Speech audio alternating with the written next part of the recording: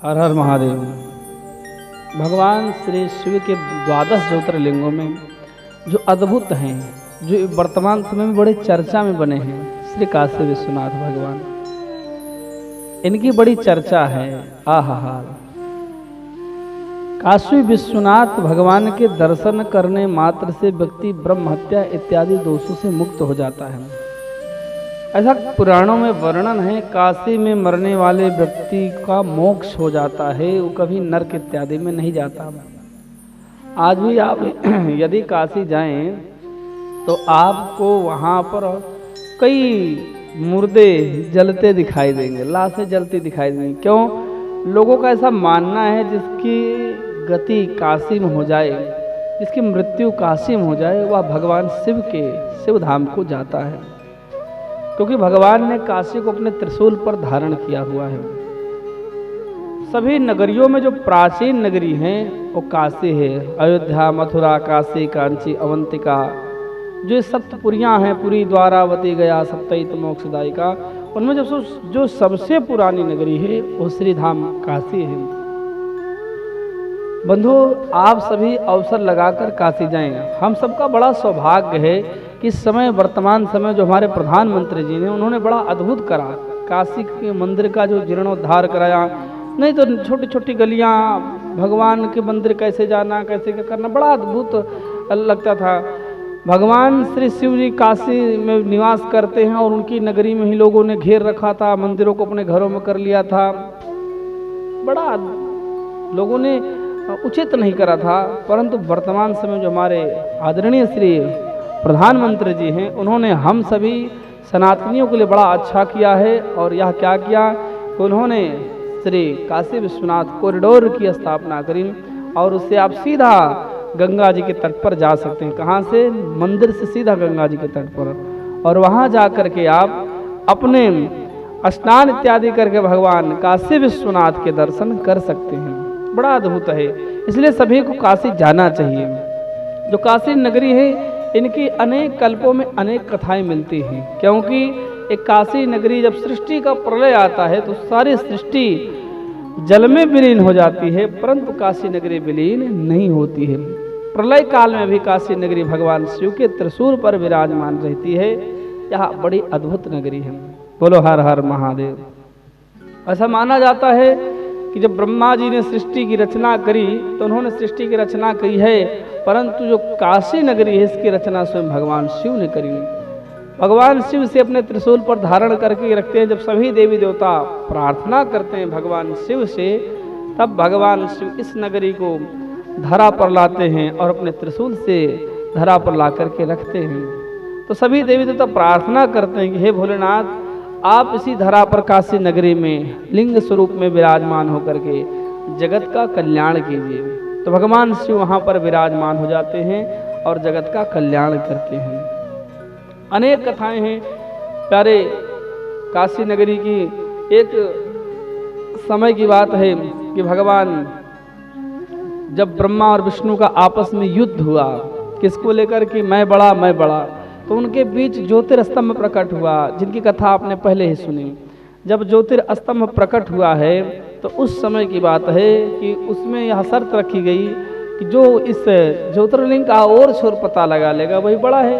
तो विष्णु भगवान नीचे जाते हैं और ब्रह्मा भगवान ऊपर जाते हैं। तो ब्रह्मा जी आकर के झूठ बोल देते हैं कि हमने इसका पता लगाया है, जबकि शिव जी आते हैं वो पता नहीं लगा पाते हैं। तो स्पष्ट कह देते हैं कि इस शिवलिंग का पता मैं नहीं लगा पाया हूँ। तो ब्रह्मा जी जब झूठ बोलते हैं तो भगवान शिव को क्रोध आता है और उसी ज्योतिर्लिंग से प्रकट होते हैं भगवान शिव के अंश, और वे सीधा रुद्र जो होते हैं, भैरव नाम से जो प्रकट, काल भैरव जो प्रकट होते हैं, वे ब्रह्मा भगवान का एक गर्दन काट लेते हैं, 5वीं गर्दन। तो जो गर्दन होती है भगवान काल भैरव के हाथ में चिपक जाती है। वो बहुत भ्रमण करते हैं, कई जगह भ्रमण करते हैं, परंतु जो है ब्रह्मा जी का सिर जो है वो चिपका रहता है, छोड़ता नहीं। बड़े परेशान होते हैं क्योंकि उन्हें ब्रह्म हत्या लगी होती है। लेकिन जैसे ही काशी नगरी में आते हैं तो वैसे ही उनका वह कपाल गिर जाता है ब्रह्मा जी का, और उसका भिक्षा पात्र बना करके काल भैरव जी वहीं पर विराजमान हो जाते हैं। और वे काल भैरव आज भी हैं। आज भी लोगों के उनके दर्शन करने चाहिए। संकट मोचन हनुमान मंदिर, काल भैरव मंदिर, काशी विश्वनाथ में बड़ी अद्भुत अद्भुत जगह है जहाँ पर विराजमान भगवान शिव हैं। काशी विश्वनाथ, बोलो हर हर महादेव। और एक कथा ऐसी आती है काशी विश्वनाथ भगवान के बारे में, समय अभाव है, मैं जल्दी जल्दी कथा कहूँगा। एक कथा ऐसी आती है कि भगवान शिव कैलाश पर्वत पर विराजमान रहते हैं और माता पार्वती भी उनके साथ विराजमान रहती हैं। तो हिमालय पर्वत पर, कैलाश पर्वत, भगवान शिव कहाँ रह रहे हैं? अपने ससुराल में रह रहे हैं, बोलो हर हर महादेव। विष्णु भगवान कहाँ रहते हैं? क्षीर सागर में रहते हैं, समुद्र में। और लक्ष्मी जी किसकी बेटी है? समुद्र में। तो विष्णु भगवान भी ससुराल में रह रहे हैं। तो कहने के भाव जितने हमारे देवता हैं सब घर जमाई बन के रह रहे हैं। खैर ये सब तो हंसी की बात होगी, लेकिन जरा समझे, भगवान शिव हिमालय पर्वत पर विराजमान है, हिमाचल के यहाँ कैलाश पर्वत पर। तो माता पार्वती कहती है, प्रभु वो बड़ा अच्छा लगता है क्या जब किसी स्त्री की शादी हो, किसी कन्या का विवाह होता है, किसी महिला तो अपने घर जाती है और घर से ससुराल में रहती है, ससुराल से जब मायके आते तो बड़ा अच्छा लगता है। और प्रभु हमारा तो मायका कहाँ है पता ही नहीं लगता, इसलिए हे भगवान कुछ ऐसा उपाय करो, कोई ऐसी नगरी बसाओ जो दूर हो और वहां से जब मैं कभी कभी आऊं तो बड़ा मुझे अच्छा लगे। तो पार्वती माता के कहने पर भगवान शिव ने काशी नगरी का निर्माण किया और वहां पर भगवान शंकर और माता पार्वती रहने लगे। और भी राजाओं ने तप किया है। काशी नगरी में भगवान शिव का वास है। जो लोगों की मृत्यु वहां पर होती है वे सभी भगवान शिव के लोक हो जाते हैं। राजा हरिश्चंद्र ने भी यहाँ पर निवास किया, काशी नगरी में शमशान में आकर के सेवा करी है। आपने हरिश्चंद्र कथा सुनी। हरिश्चंद्र ने भी इस मंदिर का जीर्णोद्धार कराया। लोक माता अहिल्याबाई जी ने भी इस मंदिर का जीर्णोद्धार कराया है। आदि शंकराचार्य ने भी जो क्रांति लाई भगवान शिव की भक्ति के लिए, वे सभी लोगों का बड़ा सहयोग रहा। हाँ, जो आक्रमणकारी है मुगल आए, उन्होंने इस मंदिर को ध्वस्त करने के लिए बहुत सारे प्रयास किए, परंतु उनके सारे प्रयास निष्फल रहे। और सब ने जो सनातनी थे, जो रक्षा करता थे, उन्होंने इस मंदिर का बार बार जीर्णोद्धार कराया है। अनेक राजाओं ने कराया है। इसलिए ये जो काशी नगरी है बड़ी अद्भुत है। हम सभी को भगवान शिव की नगरी काशी जाना चाहिए और वहां पर जाकर के भगवान शिव का वंदन करना चाहिए, क्योंकि सानंद मानंद वने वसंत आनंद कंदम हृत पाप वृंदम वाराणसी नाथम नाथ नाथम श्री विश्वनाथ शरणं प्रपद्ये श्री विश्वनाथं शरणं प्रपद्ये। सेवा पूजा वंदना सभी तुम्हारे हाथ, मैं तो कछु जानू नहीं,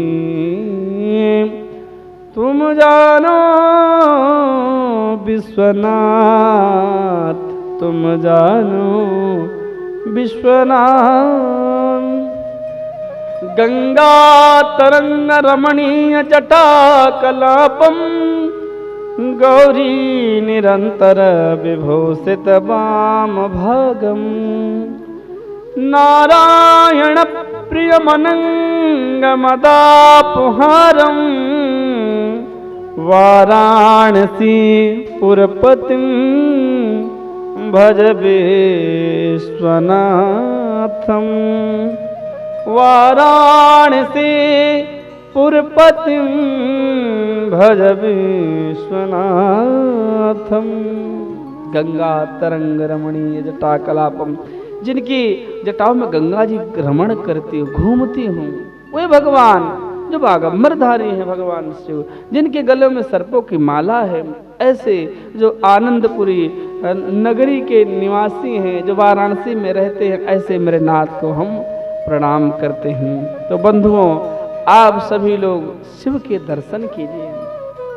काशी नगरी में जाइए। और अब तो मंदिर बड़ा अद्भुत बन गया, बड़ा विशाल हो गया है, बड़ा देखने लायक है, मनोहर है। काशी का जो शिवलिंग है वो बड़ा अद्भुत है। आजकल तो हमारे सब पास बड़ी अद्भुत व्यवस्था है, सबके पास फोन आते हैं, तो फोन में भी आप देख सकते हैं, भगवान काशी विश्वनाथ का लाइव दर्शन कर सकते हैं। किसी भी आप फोन पर जाओ और उसमें काशी विश्वनाथ भगवान का लाइव दर्शन करो, बड़ा अद्भुत है। इसलिए सबको काशी विश्वनाथ भगवान के दर्शन करने चाहिए और अपना जीवन धन्य बनाना चाहिए। बोलो हर हर महादेव, हर हर महादेव। तो भगवान श्री काशी विश्वनाथ की आपने कथा सुनी, कुछ हमारे पास जानकारी आई है काशी विश्वनाथ भगवान के इतिहास के बारे में कि इस मंदिर के साथ क्या क्या घटनाएं घटी, क्योंकि कई लोगों को पता नहीं है, कई लोगों को ऐसा लगता है जो दिख रहा है वही है। देखो प्यारे, हमारे तीर्थ स्थानों में, ग्रंथों में, मंदिरों में जो छेड़छाड़ करेगी, तोड़ फोड़ किया गया है, उसको जरा हमें समझना चाहिए। इतिहासकारों के मुताबिक इस मंदिर का निर्माण 11वीं सदी में राजा विक्रमादित्य ने करवाया था। हालांकि यह जो काशी विश्वनाथ है बहुत प्राचीन मंदिर है, लेकिन जो इतिहासकार है वो लिखते हैं। वहीं 1994 ईस्वी में इस भव्य मंदिर काशी विश्वनाथ मंदिर को मोहम्मद गौरी ने तुड़वा दिया था। जो हमारे पास बायोडाटा उससे मैं आपको बता रहा हूँ। मोहम्मद गौरी ने जब तुड़वा दिया था तो, लेकिन एक बार 1447 ईस्वी में जौनपुर के सुल्तान मोहम्मद गौरी द्वारा तोड़ दिया गया था। इसके बाद मुगल शासक अकबर शासन काल में इस फिर से राजा मान सिंह द्वारा बनाए जाने का उल्लेख मिलता है। 1585 में अकबर के शासन काल में ही राजा टोडरमल द्वारा पंडित नारायण भट्ट की सहायता से मंदिर का पुनरुद्धार कराया गया। कहने का भाव यह है कि हमारे जो मंदिर थे, प्राचीन मंदिर, उन्हें कई बार तोड़ा गया है और सभी मानते हैं। फिर कहते हैं कुछ दशकों बाद जब समय बीता, कुछ दशकों बाद औरंगजेब ने फरमान जारी कर मंदिर को ध्वस्त कराने का आदेश दिया। कौन से मंदिर? काशी विश्वनाथ को। आप देखते जाइए, जो लोग गुण गाते रहते हैं ऐसा नहीं वैसा है, जरा वो समझें। फिर तमाम उठापटक और प्रतिरोध के बाद मंदिर का निर्माण इंदौर की महारानी अहिल्याबाई होलकर ने 1780 में करवाया था। किसने कराया था? जब औरंगजेब ने इस मंदिर को ध्वस्त कराया, उसके बाद 1780 में अहिल्याबाई होलकर ने इस मंदिर का निर्माण कराया। यह जो मंदिर है गंगा नदी के तट पर काशी विश्वनाथ मंदिर को लेकर एक पौराणिक कथा है। स्कंद पुराण में वर्णित एक कथा के अनुसार एक बार श्री हरि भगवान विष्णु और ब्रह्मा जी के बीच बहस हो गई कि अधिक शक्तिशाली कौन है। तो धीरे धीरे इनका दोनों का वाद विवाद बढ़ता रहा, मध्यस्थता करना पड़ा और इन्होंने एक विशाल ज्योतिर्लिंग का धारण कर लिया। इसके बाद उन्होंने ब्रह्मा जी और विष्णु जी के स्त्रोत के और ऊंचाइयों का पता लगाने के लिए उनसे कहा। अभी आपको मैंने कथा सुनाई कि ऊपर से नीचे तक गए और बाद में ब्रह्मा जी ने झूठ बोल दिया। आपने यहाँ कथा सुनी। तो कहने का भाव यह है कि काशी विश्वनाथ 12 ज्योतिर्लिंग जो है उनमें एक से एक हैं और इनकी कथा बड़ी अद्भुत है। इसलिए आप सभी लोग अपने इतिहासों से जानिए। कई बार ऐसा हो जाता है कि हमें जो इतिहास पढ़ाया जाता है वहाँ कई बार गलत भी पढ़ा दिया जाता है। इति मतलब ऐसा हास मतलब हुआ, जो हमें इतिहास पढ़ाया जाता है वह गलत भी पढ़ा दिया जाता है। क्योंकि वाराणसी जो है, इसका नाम काशी, वाराणसी, बनारस, बहुत सारे नाम हुए और सब पुरियों में एक यह पुरी है। इसका जो जिक्र आता है, इसकी जो कथा आती है वो रामायण में भी आती है, स्कंद पुराण में आती है, शिव पुराण में आती है, देवी पुराण में, समस्त पुराणों में इस सप्तपुरियों में जो श्रेष्ठ है इसका नाम आता है, जो वाराणसी गंगा के नदी के तट पर है और इसका अनेक उपनिषदों में इनका जो है वर्णन आता है। और ये जो काशी नगरी है सभी को मोक्ष देने वाली है, इसलिए जितने भी सनातन अवलंबी हैं उन्हें काशी विश्वनाथ के मंदिर में दर्शन करना चाहिए। तो इस प्रकार हमने आपको 12 ज्योतिर्लिंगों की कथा आपने सुनी। कोट रुद्र संहिता में प्रत्येक ज्योतिर्लिंग की अपनी अपनी महिमा है और इन ज्योतिर्लिंगों में दर्शन करने मात्र से व्यक्ति भव बंधन से छूट जाता है। प्यारे, उस जीवन का आधार क्या है जो भगवान शिव की शरण न ग्रहण करे? जिसने भी शिव की शरण ली उसे किसी अन्य की शरण लेने की जरूरत नहीं है। इसलिए आप प्रयास करो, आप मेहनत करो, आप तपस्या करो, क्या शिव की प्राप्ति के लिए।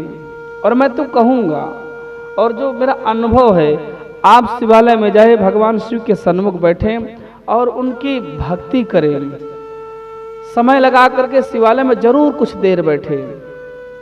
जिस प्रकार से पुत्र अपने माता पिता के सन्मुख बैठता है, माता पिता के पास बैठता है, तो माँ बाप को बड़ी प्रसन्नता होती है, बड़ी खुशी मिलती है, उनके हृदय को तृप्ति होती है। ऐसी जब जीव भगवान की शरण में जाकर बैठता है, भगवान शिवलिंग के स्वरूप जाकर के बैठता है, तो बड़ा तृप्त होता है। कई ऐसे भक्त हैं जो भारत में नहीं है, देश विदेश में हैं, तो वे क्या करते हैं, भगवान का शिव का लिंग स्वरूप बनाते हैं, कोई सोने का, कोई चांदी का, कोई पारद का, तो सब शिवलिंग बना करके भगवान शिव की आराधना करते हैं। उससे महादेव प्रसन्न होते हैं और उनके समस्त सुखों को पूर्ण करते हैं।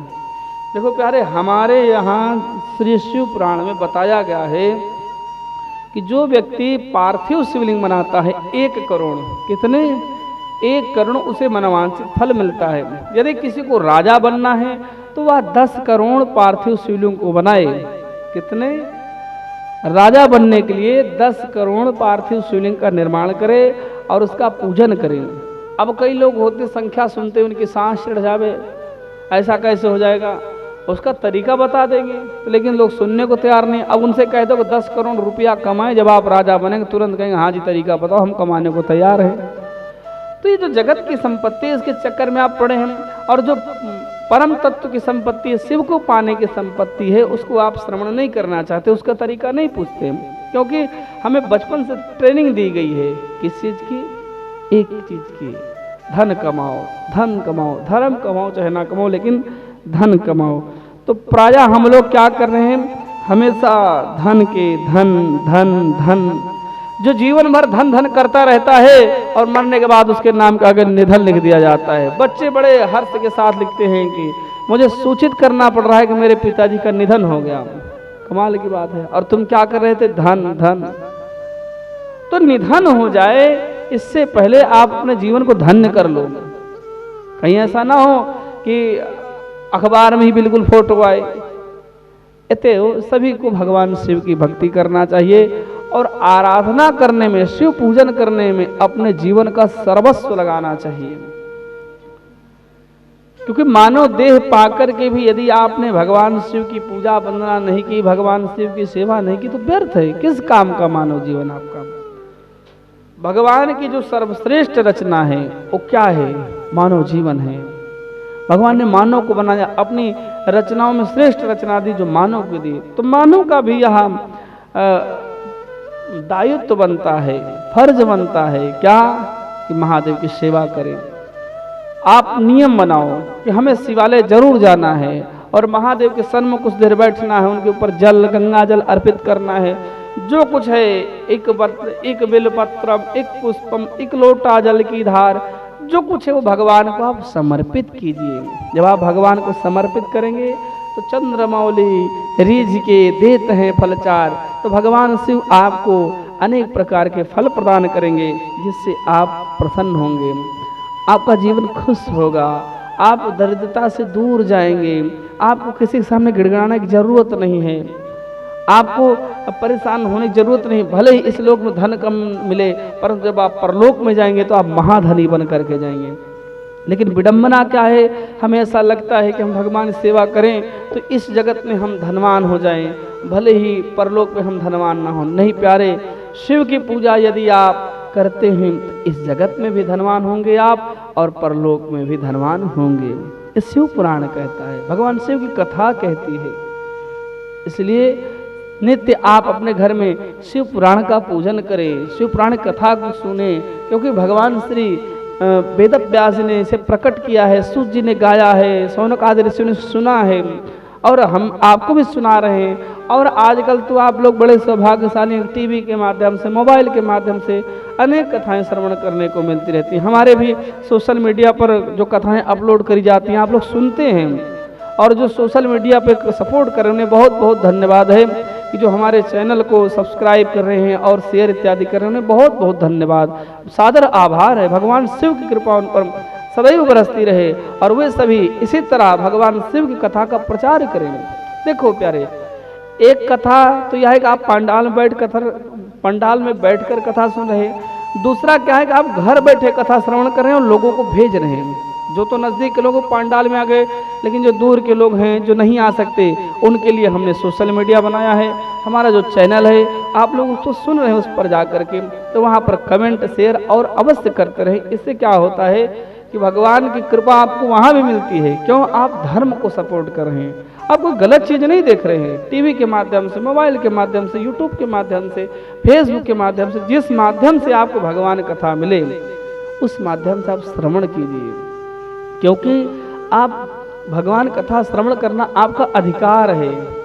इस अधिकार को आप छोड़ो मत, इस अधिकार से आप वंचित मत हो, आप तो इसका लाभ उठाओ और भगवान कथा को श्रवण करो। बोलो हर हर महादेव।